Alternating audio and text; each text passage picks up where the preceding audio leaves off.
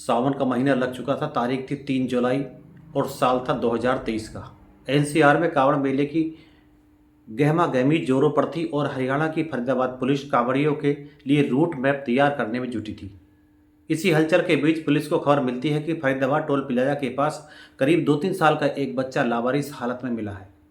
तुरंत मौके पर पुलिस की पीसीआर पहुंचती और बच्चे को अपनी निगरानी में लेने के बाद उसके परिजनों की तलाश शुरू कर देती है। नमस्कार, आप देख रहे हैं समर इंडिया और मैं हूं आपके साथ अमन सिद्धू। अगर आप हमारे चैनल पर नए हैं तो कृपया सब्सक्राइब कर दें। आसपास के जिलों और थानों में बच्चे की तस्वीर भेजकर इस बात का पता लगाया जाता है कि कहीं कोई गुमशुदगी की रिपोर्ट तो दर्ज नहीं कराई गई। पुलिस की कोशिश रंग लाती है और पता चलता है कि 2 दिन पहले ही नई दिल्ली रेलवे स्टेशन पर एक बच्चा और माता पिता से बिछड़ गया था। कागजी कार्रवाई के बाद बच्चे को उसके माँ बाप को सौंप दिया जाता है। उस वक्त किसी ने नहीं सोचा था कि जिसे गुमशुदगी का मामला समझा जा रहा है वह एक किडनैपिंग थी और इस बच्चे को पूरी प्लानिंग के तहत नई दिल्ली से फरीदाबाद लाया गया था। 2 साल बाद इस सच्चाई का खुलासा उस वक्त हुआ जब दिल्ली पुलिस ने हाल ही में एक बच्चे की किडनैपिंग करने वाले इस रैकेट का पर्दाफाश किया। चौंकाने वाली बात यह है कि इस किडनैपिंग रैकेट को 3 महिलाएं चला रही थी और ये तीनों रेलवे स्टेशन पर भीड़ भाड़ वाली जगहों से बच्चों को किडनैप करती और बाद में उन्हें बेच देती थी।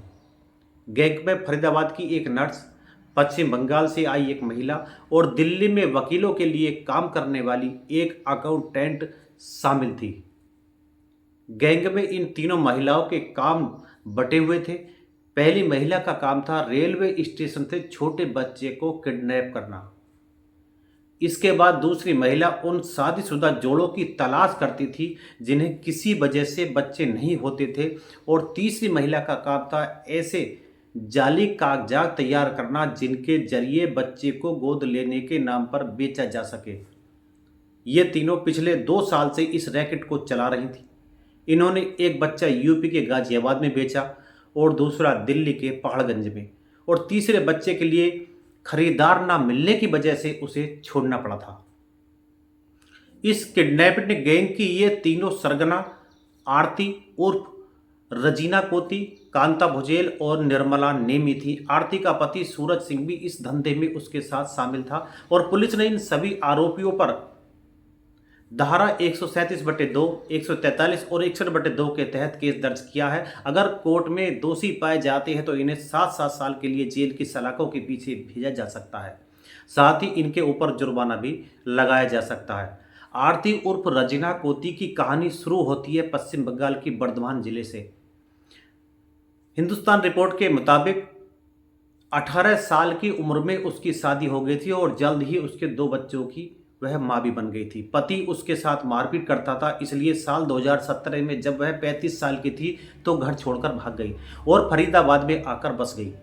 यहाँ उसकी मुलाकात 28 साल के मजदूर सूरज सिंह के हुई और उसी साल दोनों ने शादी कर ली और मंदिर में इस शादी के बाद उसने अपना नाम रजीना कोती से बदलकर आरती रख लिया था।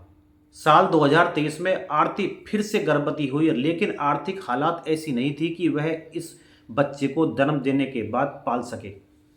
ऐसे में वह उसी इलाके की एक क्लिनिक में गई और जहां उसकी मुलाकात कांता भुजेल से हुई। और कांता थी तो नर्स, लेकिन खुद को डॉक्टर प्रिया बताती थी।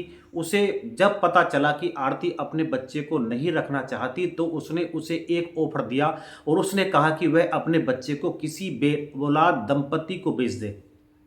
इसी दौरान आरती को निर्मला मिली और उसने कहा कि अगर वो अपने बच्चे को किसी को गोद देना चाहती है तो वह फर्जी कागजात तैयार करा देगी।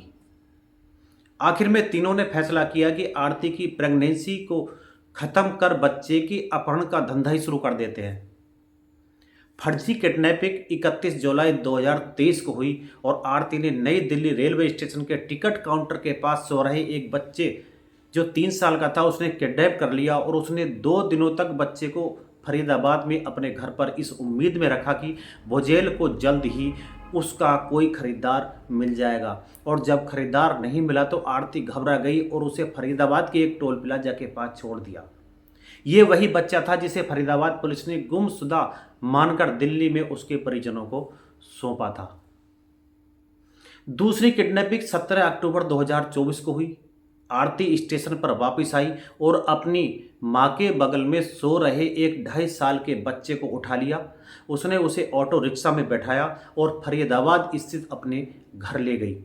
निर्मला की मदद से उसने और सूरज ने बच्चे के माता पिता होने का नाटक किया और उसे गाजियाबाद की एक निसंतान जोड़े को सौंप दिया। उसके बदले में उसको 1,20,000 रुपये मिले, जिससे उन्होंने एक बाइक खरीदी और किराया सहित अपने कुछ मेडिकल बिल वगैरह चुकाए और अपना खर्चा निकाला।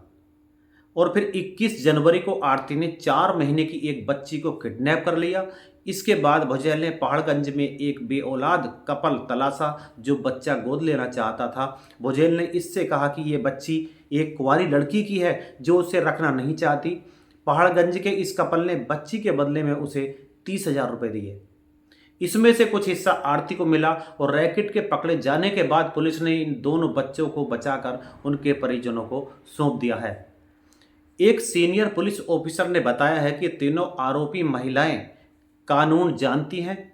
उन्होंने पूरी प्लानिंग के तहत बच्चों की किडनैपिंग की और उन्हें बेचा। इन तीनों को पता था कि किस उम्र के बच्चे बिकते हैं और कौन से बच्चे नहीं बिकते और वारदात के बाद कैसे गायब हो जाना है। पुलिस ने बताया है कि यह रैकेट गरीब परिवारों के ऐसे बच्चों को अपना निशाना बनाता था जो अक्सर रेलवे स्टेशनों पर सोते हुए पाए जाते थे। इन तीनों महिलाओं ने जाली दस्तावेज बनाए, नकली नामों का इस्तेमाल किया और ऐसे सस्ते फोन से बातचीत की जिसे ये इस्तेमाल करने के बाद फेंक देते थे। मामले में 2 बिचौलियों को भी पहचाना गया है और उनकी तलाश की जा रही है। वही बच्चों को गोद लेने वाले जोड़ों ने किडनैपिंग के बारे में जानकारी होने से इनकार किया है। हालांकि पुलिस का कहना है कि वे उनके बयानों की जांच भी कर रहे हैं। इस पूरी कहानी को सुनाने का तात्पर्य सिर्फ आपको जागरूक करना है, कहीं ऐसा ना हो इस तरह के लेड के शिकार आप भी बन जाएं। मिलते हैं अगली वीडियो में, तब तक के लिए नमस्कार।